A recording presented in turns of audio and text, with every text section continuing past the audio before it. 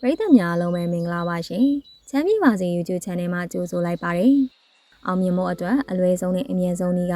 အများနဲ့အကွဲပြားပြီးတမှုထူခြားနေဖို့ပါပဲ။ဒီပုံမြင်လေးကတက်အောင်မြင်မှုရဲ့ပထမခြေလှမ်းဖြစ်နေနိုင်ပါတယ်။ဒါကြောင့်ပုံမြင်လေးကိုအဆုံးထိနာတော်တာဆင်ခန်းစားကြည့်ပါရှင်။တခါတော့ကဖနက်ဆိုင်တဆိုင်ပိုင်ရှင်ဟာသူ့ရဲ့လုပ်ငန်းနဲ့ပတ်သက်ပြီးအခက်အခဲတွေကြုံတွေ့နေရတာကြောင့်အခြေအနေတွေပြန်လည်ကောင်းမွန်စေဖို့ကျွမ်းကျင်တဲ့အရာဝန်ထမ်းတအုပ်ကိုအရေးတကြီးလိုအပ်နေခဲ့ပါတယ်။ဒါကြောင့်သူဟာသတင်းစာမှာကြော်ညာထည့်ခဲ့ပါတယ်။သူဆိုင်ကိုစမတ်ကြတဲ့စကားပြောကောင်းတဲ့လူတွေအများကြီးအင်တာဗျူးလာဖြေခဲ့ကြပါတယ်။ဒါပေမဲ့သူတို့အားလုံးဟာအယောင်ပိုင်းမှာကိုယုံကြည်မှုမရှိတာကြောင့်ဆိုင်ပိုင်ရှင်လည်းတင့်တော်တဲ့သူရှာမတွေ့ပဲစိတ်ပြတ်ခဲ့ရပါတယ်။အဲ့ဒီအချိန်မှာပဲအင်တာဗျူးဖြေဖို့နောက်ဆုံးတစ်ယောက်ရောက်လာတယ်။သူကငွေရွယ်ပြီးအေးစိမ်းတည်ငြိမ်တဲ့ပုံစံရှိတယ်။ဆိုင်ပိုင်ရှင်လည်းအရှိကလူတွေအတိုင်းသူ့ကိုဖနက်တရံပေးပြီးဒီဖနက်ကိုရူပီ900နဲ့ရောင်းနိုင်မလားလို့မေးတယ်။လူငယ်ကယုံကြည်မှုအပြည့်နဲ့ဆရာကြီးကျွန်တော်ဒီဖနက်တွေကိုရူပီ950နဲ့ရောင်းနိုင်ပါတယ်လို့ဖြေခဲ့တယ်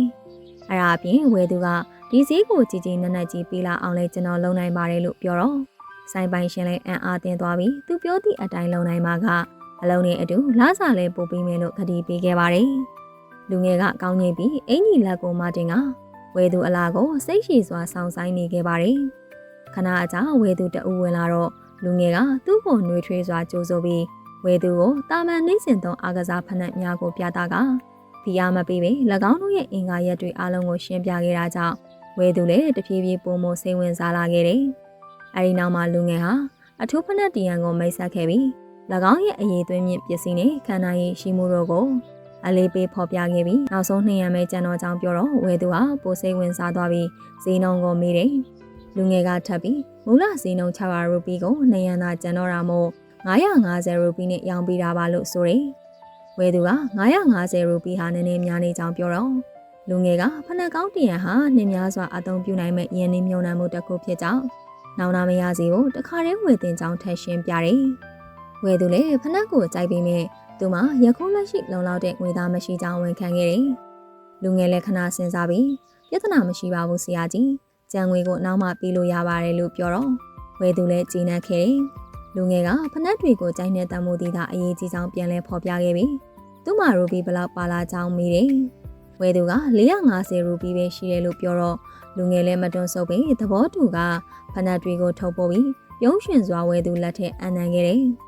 ဝယ်သူလည်းကျေးဇူးတင်စကားပြောပြီးတဲ့နောက်ဆိုင်ကနေထွက်ခွာသွားခဲ့တယ်။အဲဒီနောက်မှာတော့ဆိုင်ပိုင်ရှင်ကလူငယ်ကိုရူပီ950အစားရူပီ450နဲ့ရောင်းချခဲ့တာကြောင့်100ရူပီဆုံးရှုံးမှုဖြစ်စေခဲ့တယ်လို့လူငယ်အပေါ်ဒေါသထွက်ခဲ့တယ်။လူငယ်ကအေးစီးတည်ငြိမ်စွာနဲ့ပဲဝယ်ယူသူဟာတေချာပေါက်ကျန်ငွေ100ရူပီနဲ့အတူပြန်လာမယ်လို့အာမခံခဲ့တယ်။ထပ်ပြီးလူငယ်ကဘာလို့လဲဆိုတော့ကျွန်တော်သူ့ကိုဖနက်နှစ်ဖက်စလုံးကိုတစ်ဖက်တည်းအတွက်ပေးလိုက်လို့ပါလို့ရှင်းပြလိုက်တယ်။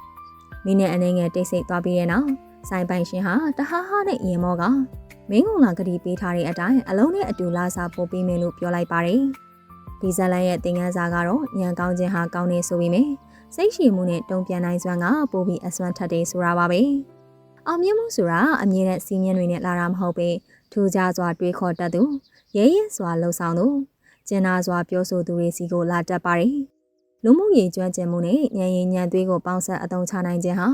ရောင်အားတက်စရုံသားမကကွာခြားမှုတစ်ခုကိုလည်းဖန်တီးနိုင်ပါသေးတယ်။ကဲအခုနာတော်တာဆင်ခံစားနေကြတဲ့ပရိသတ်ကြီးတို့လည်းဒီပုံမြင်လေးတွေကနေသင်ခန်းစာတစ်စုံတစ်ခုရရှိလိမ့်မယ်လို့မျှော်လင့်မိပါတယ်။ကျမတို့ရဲ့နေ့စဉ်ဘဝအမော်တွေကြားတွေက